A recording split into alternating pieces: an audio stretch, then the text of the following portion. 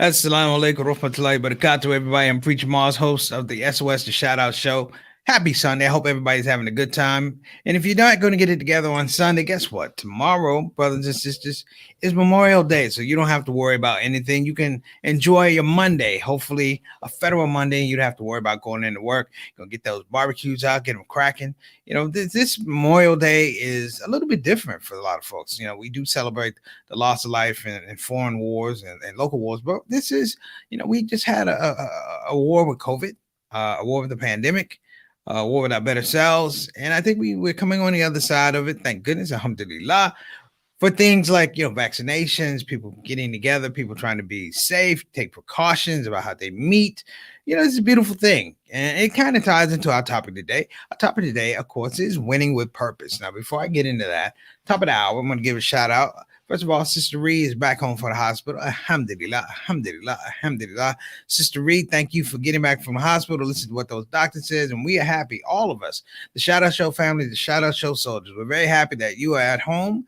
The doctors have a treatment plan for you, and you are feeling better. Big shout out to you and your family. That'd be Jawan and Derek. So that's a big thing. So we're going to pray for all of you guys. And like I said, thank you for letting us be a part of the team that prays for you so that you feel better. I think that's important.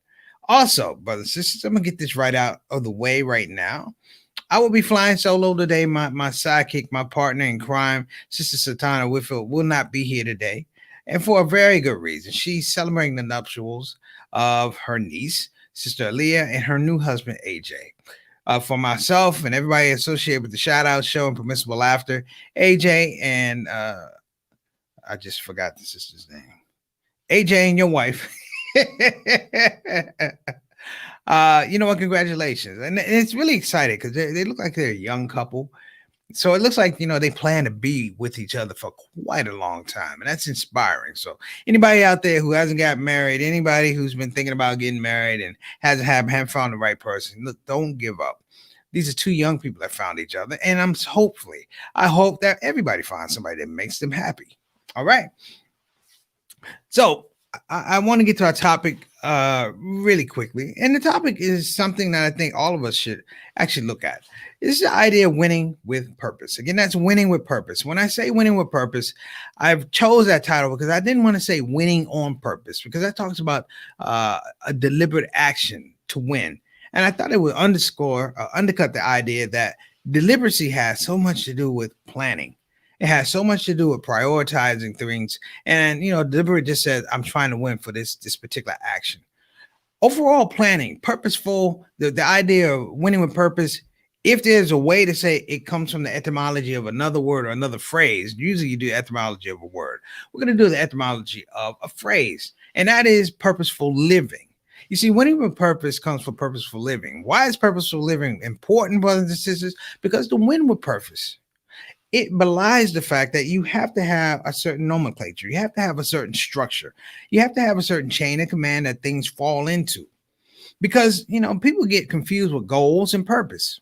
A goal is a singular thing. That's what you're trying to do. A purpose is a much broader thing, a much more robust engagement that you're trying to have with yourself or with somebody, with the world or with creation, or even with God. That's a thing that we really want to talk about today. So winning with purpose is, in some regards, how you frame a narrative for winning and achieving things in your life that are meaningful because they align with, here's the word, not your goals, brothers and sisters, but your goals align with your core values. The things that we hold on tight to, the things that we believe the most, the things that people can't pry from our hands, the things we will go down swinging about, those are our core values. Those are the things we learn from our mothers and our grandfathers and our fathers and our parents and significant people in our lives. We learn specific core values, and those are the things that literally make us who we are. That literally say, for some folks, I don't eat that. I don't drink that. For literally say, you know what? I don't agree with that. Literally say, you know what? I believe children should be treated a certain way. Literally say, I believe children should get an education this way. This is the issue of core values. And without mistake, it makes the world go round. So we're going to be getting into that topic about winning with purpose. And I hope, brothers and sisters, that you get something out of this presentation. because I took a little time. I tried to take a little time to put it all together, and I really want to be careful with the pacing because I have to talk about in present times and why it's so important as we come out of a pandemic. As we come out of a pandemic, it's important to understand about winning with purpose because people thought they were winning by chance. There's some people that believe they can win with no planning, with no purpose, with no goals, and totally disrespecting other people's core values.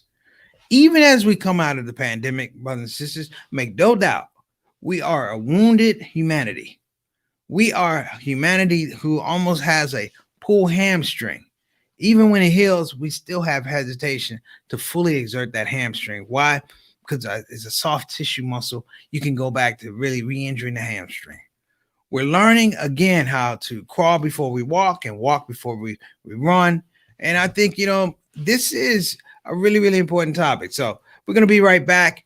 Thank you guys for tuning in. Like I said, big shout out for everybody that's tuning in. I know some folks don't jump in the comment section. That's all right. And like I said, I'm flying solo today. Sister Satana is with her family. Alhamdulillah, alhamdulillah, alhamdulillah. I'm happy. I got a picture of her. I couldn't put it up on the screen. I got a picture of her, and she is just thrilled to death to be with her family. And I am thrilled to death for her to be with her family as well, brothers and sisters. Also, shout out tomorrow. We'll mark the 400th episode of the ShOUT Show with Preacher Moss. We won't be doing anything special. We'll probably do something special around that 500 show.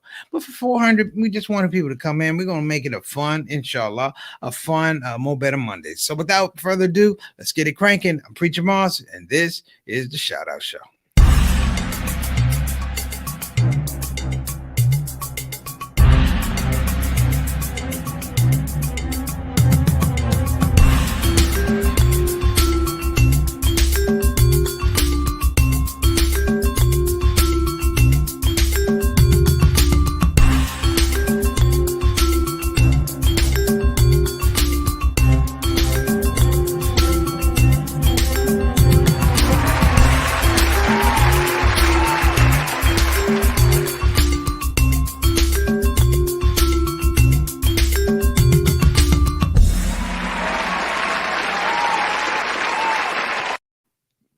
And we're back. We're back. Let's get into the opening. I tell anybody who's coming on the show for the first time, listen, you are in the right place, the place to be. My name is Preacher Moss. I'm the host of the ShOUT Show.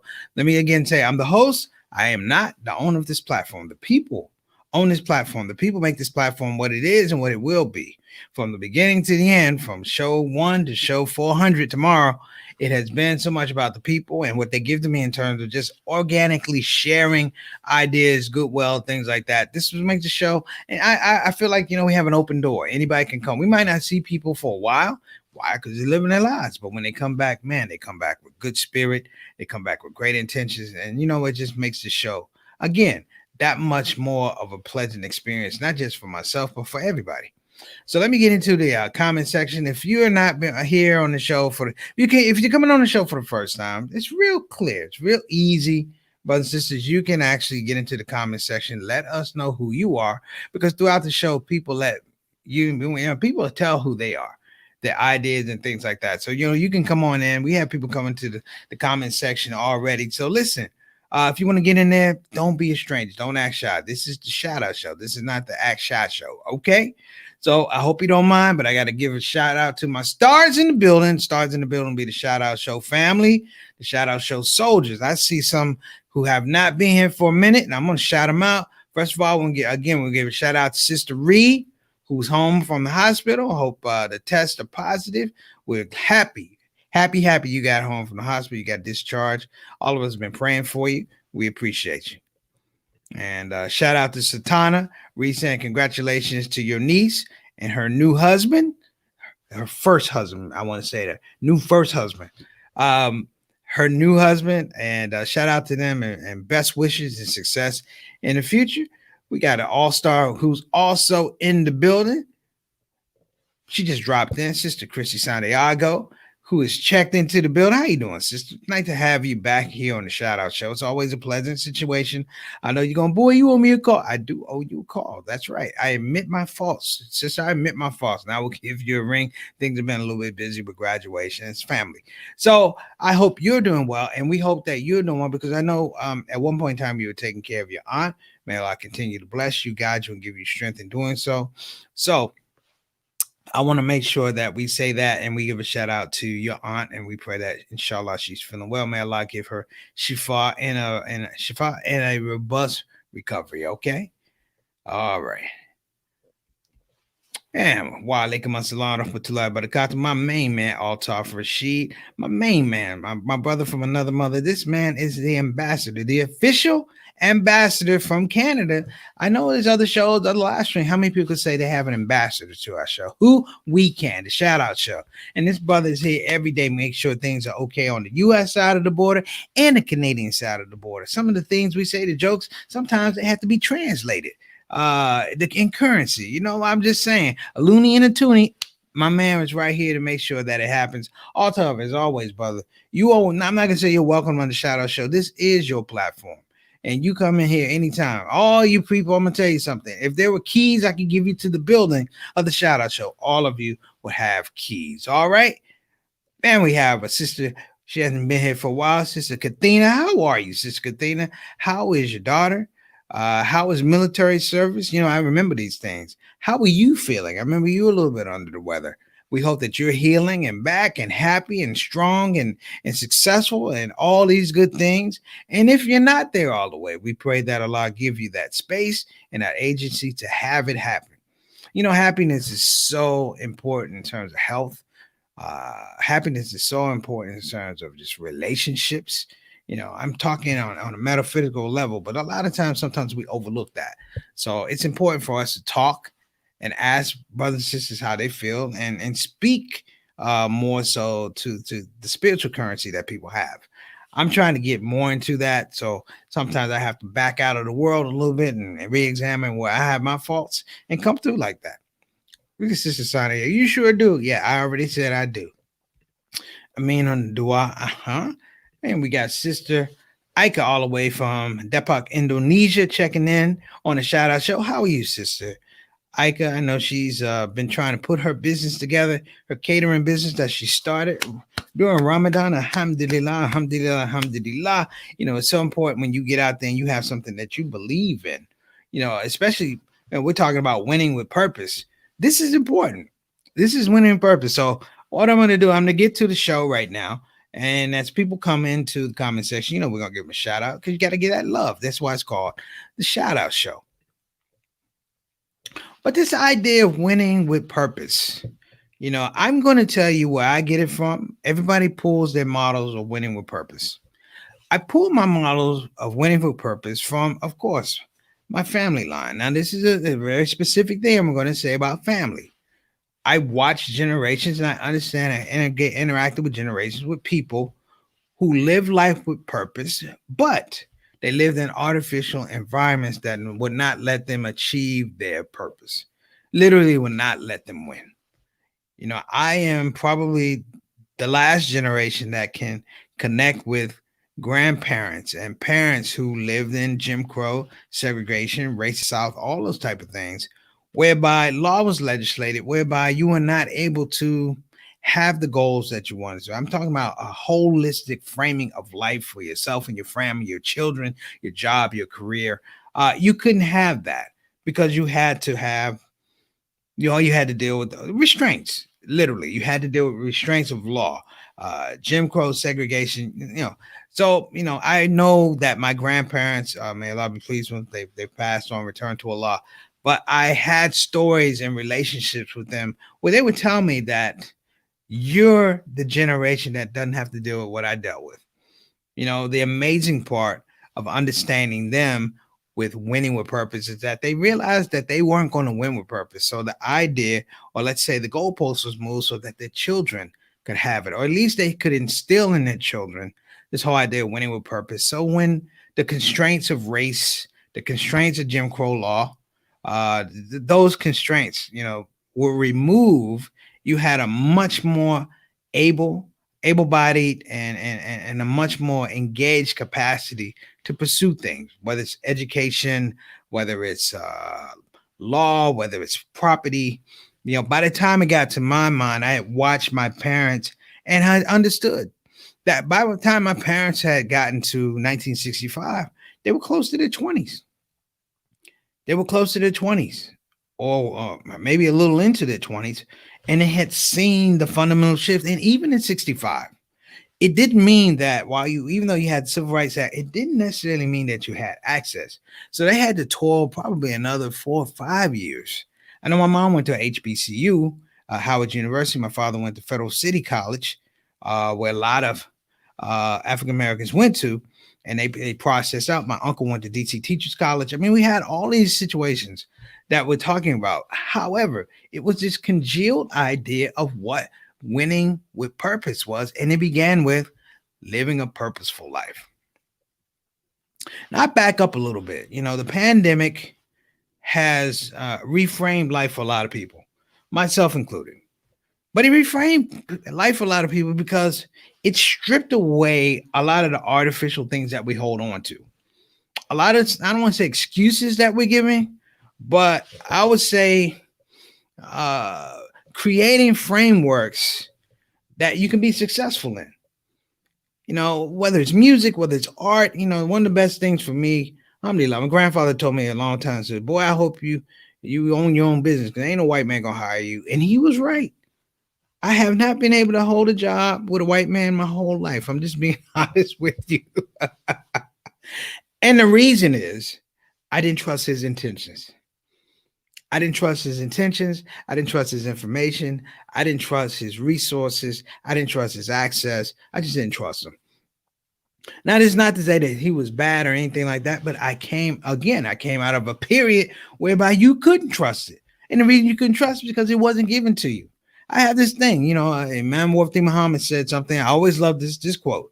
If they don't treat you right, they can't teach you right. And that's one of my goals. It's one of my mantras. I say that all the time. Let me give a shout out to my little brother, Johnny L. Thomas out of Milwaukee, Bruce City. And giving a shout out also to his lovely wife, Yolanda, and my nephews, Ray and Justin. I hope everything's going well, brothers. Ray and Justin, you gotta invite Uncle over to the place, man. We gotta kick it off. Right? It ain't a real party till preach comes. No, I'm joking with you guys.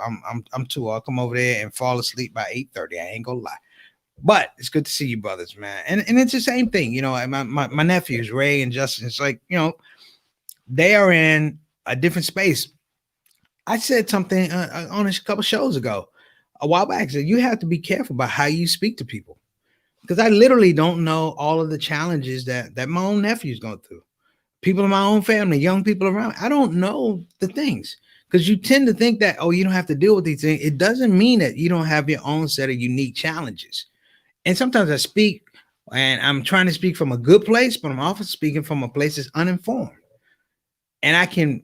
In some regards, I can misjudge or I can miscalculate what they frame in terms of winning with purpose, what purposeful living means for them. And sometimes you have to ask the tough questions, not only of the people around you and your loved ones. You got to ask the questions of yourself. It's like, what does purposeful living mean for, a lot of times families actually break up, fall off, or they fall out just because they didn't have the conversation. They didn't know effectively how to align themselves with each other for each other. It happens all the time. And this is not to change the narrative, but I have to put that out there because we're all guilty, brothers and sisters. We're all guilty. A mother or father wants the best for their child, but they think that the best for their child is what lines up, of course, with their core values, goals, core values. Aspirations, core values. Inspiration, core values. Understanding that young men and women grow into a sense of, I want to say, engagement and own agency. And what we need to be doing is asking them in a very, very strategic way, what you're thinking, what you're working on. So let me bounce this out a little bit to tie it into this whole ordeal that we call COVID-19. COVID-19 revealed something, and I may be wrong, but I'm going to say this. It revealed two things. Number one, There were a lot of people who didn't have a plan in case of COVID-19 happened. It's a worst case scenario. It's about being exposed. You guys heard me talk about this show. I had 7 months of work lined up. Imagine having 7 months of work lined up, and in 2 weeks it's all gone. Like, I have no work. In fact, the people who were giving me work, I'm calling them, guess what? They don't have work. Now, this is a nightmare scenario for a lot of people, but I'm going to be honest. I've been through it before. JT can tell you about the times I had to sleep in my house. I'm looking at my nephew, Justin, and Ray. This time I used to babysit Justin and tell him my ideas, and he was all of 1 year old, because you have to get it out, because that's, when you're talking about winning with purpose, you can't keep it to yourself. And you have a strategic responsibility to continue to say those things to yourself and anybody else who will listen. Because maybe the idea is that you create a culture. What I learned coming out of COVID-19 is the fact that before COVID-19, dig this, there were a lot of miserable people. And when I say miserable people, one of the toughest things you could do is live your life with no purpose, with no anchor, with no compass. Waking up every day not knowing what in the world you're going to do. And when you get there, why are you there and how do you get out? Question upon question upon question, and you can't answer it. And in that space, brothers and sisters, people became unsure about the day. People became unsure about what the day was going to bring them. A mass part of American society before COVID would wake up going, how did I get here? How do I get out? In many regards, COVID was a reset. Me as a creative, many of you as creative, we were all creative in our space, but myself as a creative, looking around, I've had these moments. Like, I play these things out of my mind. What if I can't do stand up? My voice goes. What if I can't stand up? I have an accident. What if I tear an Achilles? Oh my God, I hope that never happens. But I can't get around for 6-7 months because I have to be still. And these things just run through my mind. That's why creators don't get any sleep. We're all sleep deprived. However, in that space becomes this thing of what are your goals? And the thing that doesn't change is your core values. So winning with purpose, brothers and sisters, is a very, very deliberate act to reach a goal. And the goal is tied particularly to your core values.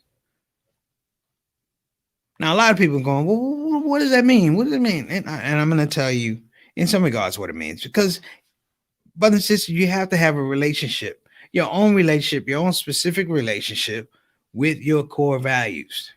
Write them down on a piece of paper. These are the things I absolutely believe, and these are the things I don't believe. These are the things I think that can make me better. These are the things I know won't make me better. These are the things that I have to work on. These are the things that are never going to happen. I don't have the time. I have to prioritize. And really talking to this space about how you lift the boat, how you make sure that this whole idea of being, improving, being a better assessor of life around you, that you begin to build the tools for that. A lot of people didn't understand when I graduated. It shocked a lot of people. I don't know if they thought I wasn't smart enough, but it shocked a lot of people. And they were like, I didn't know you were in school. I'm like, well, you didn't have to know. I needed to know I was in school, and I had an adoption aspect of this was a goal. Education was a goal. People think that you're a comedian. You want to be a comedian all your life. I might want to be a business guy.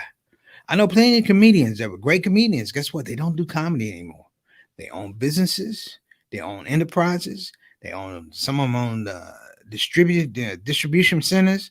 Some of them are great negotiators. Some of them are lawyers. Because they were never one-trick ponies, brothers and sisters. That's a term. You never want to be a one-trick pony. My mom said it's a poor mouse only has one hole to go to for cheese. It means you have to mine, if you will. You have to mine opportunities for yourself. When place a show, you have to put yourself in a situation where you're always going to be able to play. You're always going to be able to play. And it was a terrible thing. COVID was a terrible thing, but let's be honest. Let's be honest. If COVID didn't happen, we'd have lost about 700,000 people anyway to heart disease, stroke, diabetes, sugar-related issues, cancer. That's just the illnesses. We're not talking about people who kill people, okay? And even then, COVID, it crept among. What was COVID though? COVID exacerbated what? People issues with people who had pre-existing health conditions. Someone said something to me, and I knew it made sense. He said, "You know what? When you're talking about death, life is a pre-existing condition. You can't get killed if you're dead, but you can die if you're living." He said, "So life is a pre-existing condition for death," and I believe so. And in that, it was like, okay, how do we live more effectively? So I think about the frontline workers we might have lost. The frontline workers that they were martyrs, if you will. Religious terms, they were martyrs. They returned to God, but they were doing service and defending and protecting the community, the brothers and sisters that they didn't know. They lived their Hippocratic oath to protect us, just like firefighters and people go to war. This is very, very important. But in the same regard, they knew the risk, which makes this thing even more a spiritual engagement. They knew the risk. They showed up. And while many of us were able to put on a mask and stay in our houses, you have to remember there were people who went out there, just the same as I talked about my grandparents going out into a situation where they knew the odds were not good that you would come back, where they knew that things were in a tilt and a slant whereby you can't necessarily protect yourself. You got to respect that. I have to respect that. And as we start thinking about this thing, as we're moving further and further out of this pandemic, we're not out of the woods yet. Some of you may be thinking I'm talking about vaccine. I'm not necessarily talking about vaccine. I'm talking about the mental makeup, the character, DNA character makeup of people who are coming out of this situation. Because remember, there were a lot of people before COVID who were miserable. They were miserable people. They hadn't figured out purpose in their life. So, there was no such thing as purposeful living. And you can't expect them to somehow win with purpose. And even the question of winning.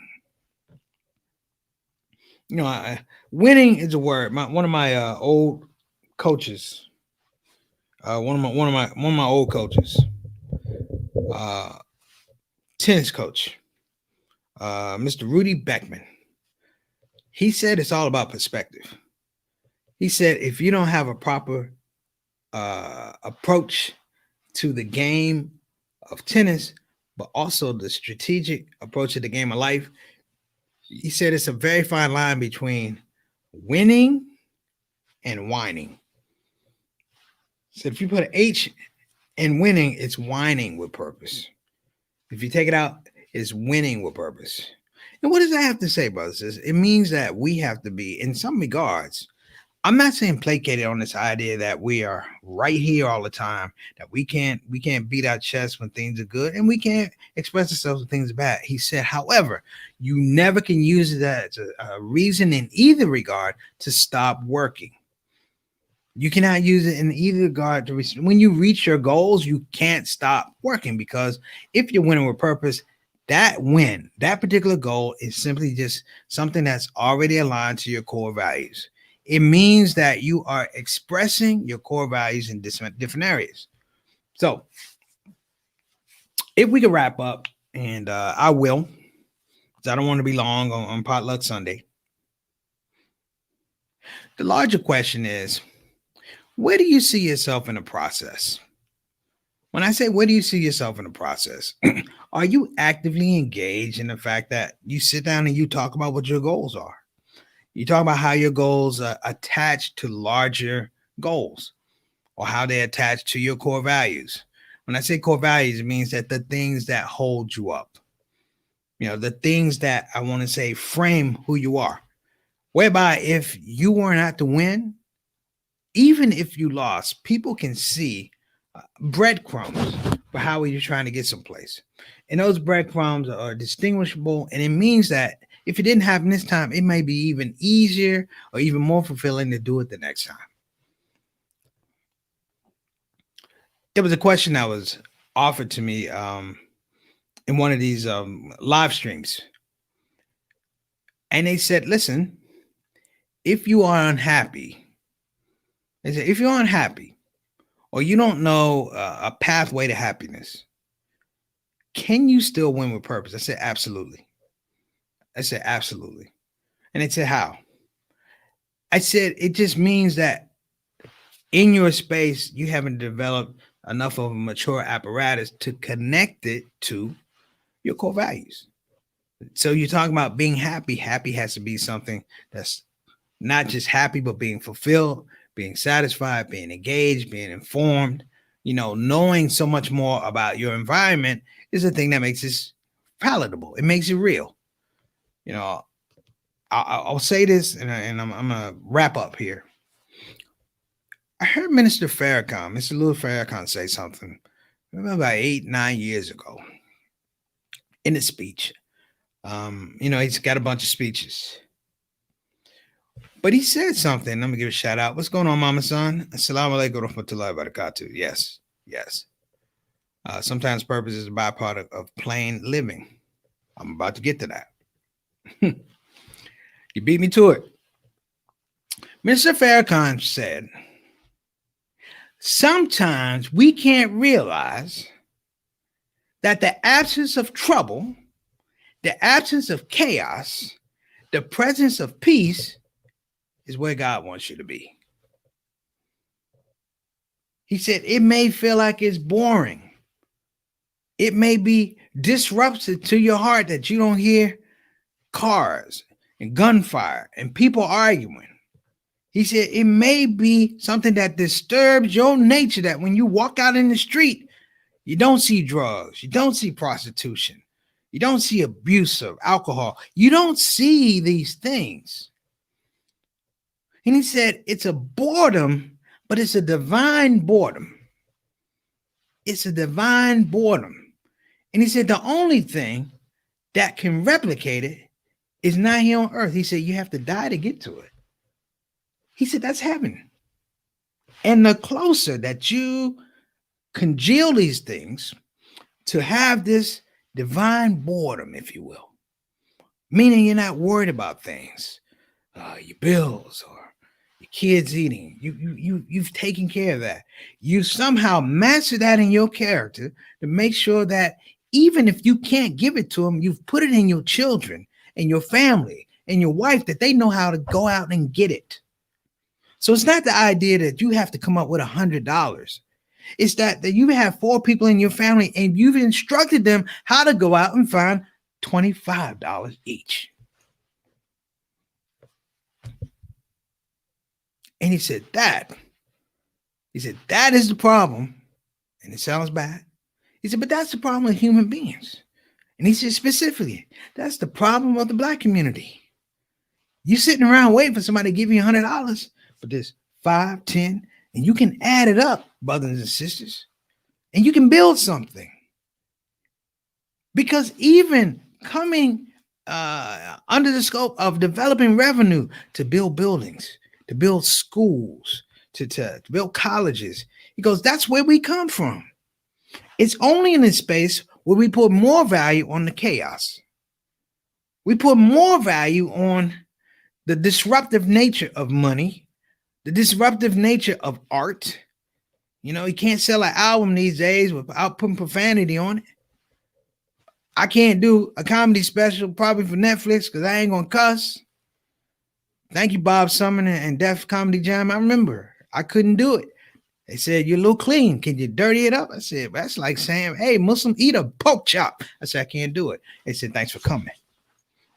But even then, it's still aligned with my core values.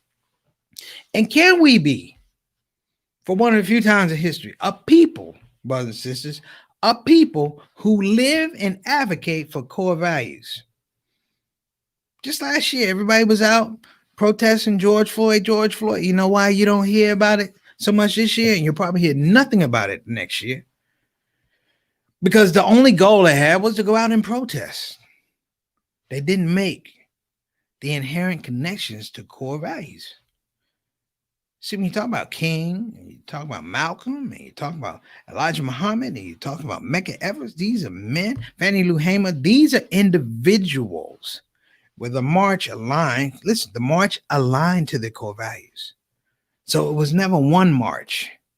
It was never one protest. Hear me now. And they were not reactionary. They didn't wait for something to happen.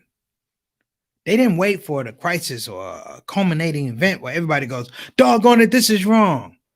Every day they said it was wrong, whether it was one person in front of them or 1,000 people in front of them or 100,000 people in front of them. They never changed because the core values, brothers and sisters, underline purposeful living, and purposeful living gave them this equation for winning with purpose. So listen, everybody, that's my show for today. Let me give some shout outs. If you don't mind, let me give a couple of shout outs to our sponsors. First and foremost, I have to pull my banners up. This is where Satana helps me out, but my sister is doing the thing. First of all, I'm going to give a shout out to BeFinanciallyIndependent.com. Again, that's BeFinanciallyIndependent.com. We talk about purposeful living. Guess what? This is purposeful finances, brothers and sisters. Being able to have an educated talk about your money, where your money goes, why your money goes there, and what you want it to do for you. Too often, we work hard for $1, but we lose the other aspect. We're making sure our dollar works hard for us. So BeFinanciallyIndependent.com, or you can call 1-800-679-3175. Again, that's 1-800-679-3175. Big shout out to Bayan Islamic Graduate School. Still getting some love from me after the fact, after I graduated, which I graduated a week ago yesterday. I should have gotten a diploma just to show y'all, because some of y'all don't believe me, and it's okay. I understand. I know how it is. But my point is, if you're thinking about getting a quality Islamic education, and when I say quality Islamic education, let me back up.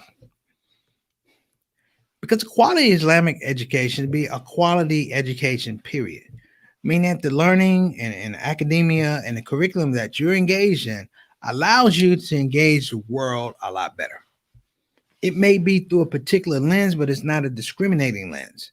Therefore, it should be that you can help the person who's not Muslim, and not to be a Muslim, but understand the interconnectedness of maybe how Christians and Muslims are supposed to work together, or Christians and Jews are supposed to work together, or how the Abrahamic faiths sometimes fail one another because they don't see themselves as Abrahamic faith. They see themselves as individual entities, and God likes you more than he likes me. He likes me more than he likes you.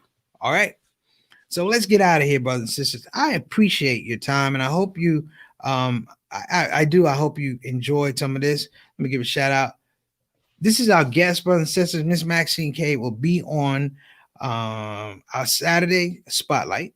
Inshallah, she'll be on our Saturday spotlight next Saturday. She will bring the kit and caboodle. If you want to talk about finance and financial advising, but of course, getting into that space about how you make your money work for you. I think it's a big taboo that you think you had to have $1 million to make $1 million. No. Most of us wouldn't know what to do with $1 million anyway. But you know what to do with $100. You know what to do with $1,000. And that language is important. You know why? Because there are other people who have $100, and there are other people who have $1,000. And that's how communities are built. So Miss Maxine K. Esquire will be on the show, and we're giving her the whole hour. I am going to sign on, sign off, shut my mouth, and get educated like everyone else. So make sure you check it out. That will be our Saturday spotlight. You'll be getting some notices through Instagram and Facebook. Don't miss it. All right. So listen, I'm going to get out of here. You guys have been amazing. I hope that this is a good start. We're easing into the summer. As you know, you got Labor Day. JT and Yolanda, I know right now I can smell it through the computer. Y'all got some food cooking over there. And I'm not there this year, but why don't y'all ship me something through UPS?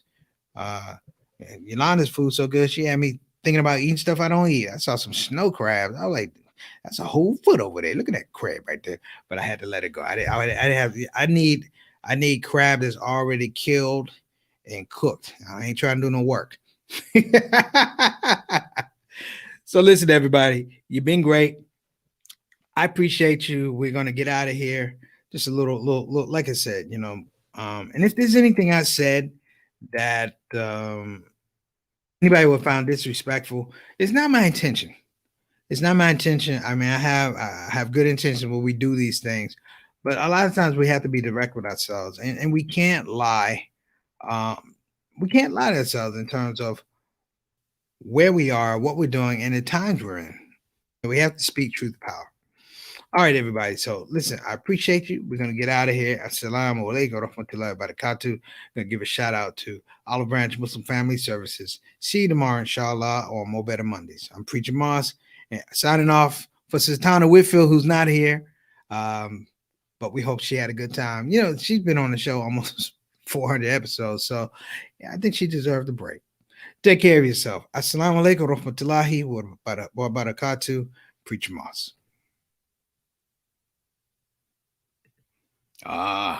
There you are. I know you're looking at your screen going, that's a good looking black man. And you're right. I'm Preacher Moss, and you're not. Today, I want to talk about Olive Branch Muslim Family Services, better known as the people who help people. And I need you to help the people who help people so they can continue to, you guess it, help people. Get it? Got it? Good. Olive Branch Muslim Family Services. Action you can see, compassion you can feel. Graphic now.